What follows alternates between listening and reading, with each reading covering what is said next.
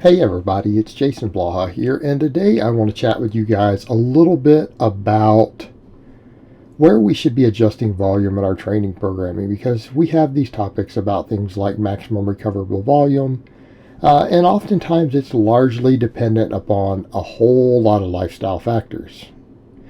They could be everything from how much sleep you're getting, how much food you're eating, what other things you might be putting into your body, right? We all understand this. All these different factors impact recovery, how much volume you can handle, everything else. One of the things I always point out to a lot of people is that when you are in a calorie surplus, you can train with more workload. In fact, you can do more cardio, you can do more conditioning work, you can do everything. Another reason I tell people that for fat loss goals, and I'm not talking about contest prep or getting ripped, because I don't advocate getting ripped. I think it's a very bad idea. It's unhealthy. It's generally bad for most athletes unless you have specific sports that you would need to do it. But cardio is not even a good tool for fat loss. The overwhelming amount of research shows that. Calorie deficits where you lose fat. But calorie deficit also affects your ability to recover from everything, including cardio. So conditioning work and cardio can actually take away from your ability to lift weights when you're in a deficit. So large amounts of conditioning work should generally be reserved for when you're actually fueling it with food, not with your body fat. That's when you're going to adapt the best. Because why are most of us, if we're serious about fitness or a sport or anything else, why are we doing conditioning? To improve our conditioning, to improve our cardiovascular fitness, our work capacity, recovery, all these things, right? Well, when can you best do that? When you're bulking, when you're eating more food. So you should be doing more conditioning work when you are eating more, not the other way around. Okay. So back over to the point. Where do our adjustments need to be made in our total training volume? Supplemental work, even our GPP, our conditioning work, right? Something has to be traded off here and there when volume is compromised. And volume is compromised for a lot of reasons. Like for me, I've been in a very, very, very small calorie deficit, having been in a small surplus for a while. Okay. I'm actually trying to do a bit more GPP, so I'm having to regulate my training volumes to facilitate that. It's for me personally. But in general, where should we adjust volume? Where should volume be added or reduced? Should generally be from your supplemental exercises, your assistance work.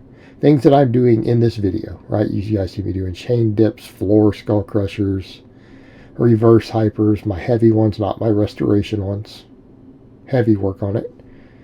My good mornings, all this stuff. Supplemental lifts. Why?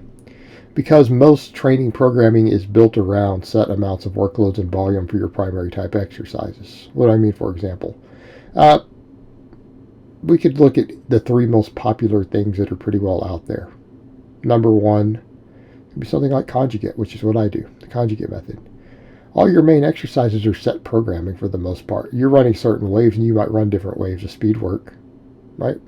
You might run different waves of speed work, but it's generally programmed. It's a 4-day-a-week program. Our main exercises are 1-rep maxes. Okay, this is your main programming, and everything else is supplemental work. And supplemental work is mandatory on this system. You get people who look at it and say, "Oh, this is a lower volume training."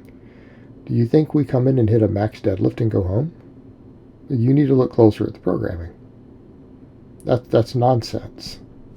It's not how this system works. In fact, you do mini workouts all through the week on top of all that. But the main programming is set. There is no room for adjustment. You don't take speed work out. How about if you're running some sort of linear block periodization? Your main exercises are programmed with percentages and weight increases in volume already. You don't take that out. That is a set system, and it needs to be run appropriately. How about 5-3-1? Another big one. Another big system of training. Right? The main lifts are programmed. What's the main lifts in that program? Squat, bench, deadlift, overhead press. Conjugate, we don't have main lifts per se. It's max work and speed work. That's our main stuff, with large numbers of variations. Well, linear periodization is going to be whatever the set lifts are programmed at. Okay? You don't alter that stuff. And people say stuff like, well, I'll alter it. Well, who in the hell are you? If you are not a very, very serious strength coach with a large team of athletes to work with and to test stuff on, you don't need to be changing stuff like that. You're not qualified.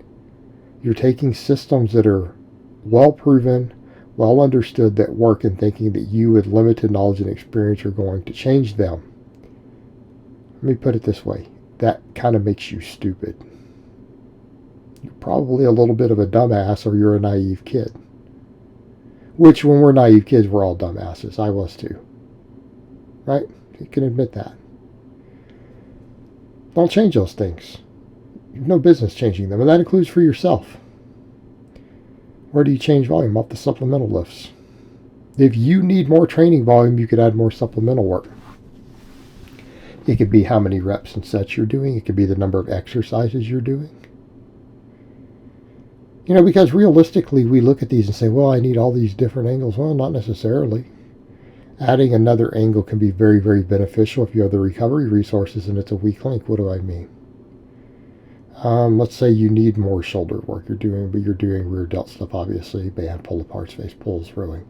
But let's say you really need more delts and you're doing overhead pressing and you need to add more delt volume. Well, you could add some laterals or something, right? You could add that in if you have the recovery resources for it. If you have to train volume, where are you going to take it out? Right there. Your whole shoulder girdle is being worked by a standing press in your rear delt work. And rows. If you're doing lots of upper back rowing, rear delts and side delts are getting work from that. So your traps, upper traps, all of it's getting hit with the overhead press, or it's more front delt, trap, side delt. So it's all being hit. Question becomes, could you benefit from more volume? In most cases, yes. Right? So you would add more volume if those are areas that need more work. You could add an extra lift. Let's say you're doing tons of good mornings for your hamstrings, because you should be. I don't want to hear any nonsense from people who are like, I don't do good mornings. Yeah, fuck you. Nobody asked you. That doesn't fly around here. So, back over to the point. You need some extra hamstring work. Okay, well, you could add glute ham raises. You could add hamstring curls, depending on what equipment you have available. Not a bad idea. But if volume has to go down, you might have to take some of that out. You might have to pull the supplemental work to recover from the volume, because maybe you're in a calorie deficit. You got to cut some lifts out. Or if you're doing 5 sets of supplemental lifts, you might need to cut down to 3. Conversely, come back over to this. Conversely, what if you need to add volume? Well, if you're doing 3, you could add a 4th or a 5th set, or stay within a certain rep range, total amount of reps. Okay, those are options. Or you could add more exercises.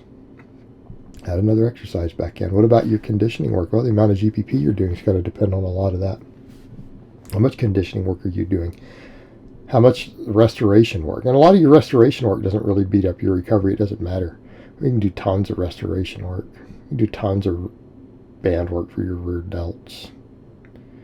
Tons of ab work, reverse hypers. Those are things you can do tons of. They're fine. Not really a big deal. Maybe you need all the restoration for your triceps. Maybe your tricep tendons are weak. You can do tons of band press downs. That's what we do in conjugate. We do tons of different band movements and stuff on all your days. You can do them every day. It's restoration work, just like the reverse hyper. But you could adjust the amount of GPP you're doing. If you need to adjust training volumes, if you have way more recovery, instead of coming in and beating yourself up with way more training volume, why don't you do more plyometrics? Why don't you do more sled drags, more farmer's walks? Do more general physical preparedness, conditioning work. You could do that too if you need the extra training volume also, couldn't you? Of course you could. If you need to cut training volume out, there's a good place to cut it down a bit too. But don't mess with your main movements. Keep those programmed constant. Alright guys, well that's really all I have to say on that today. I hope it's been informative, and I will talk to you guys next time.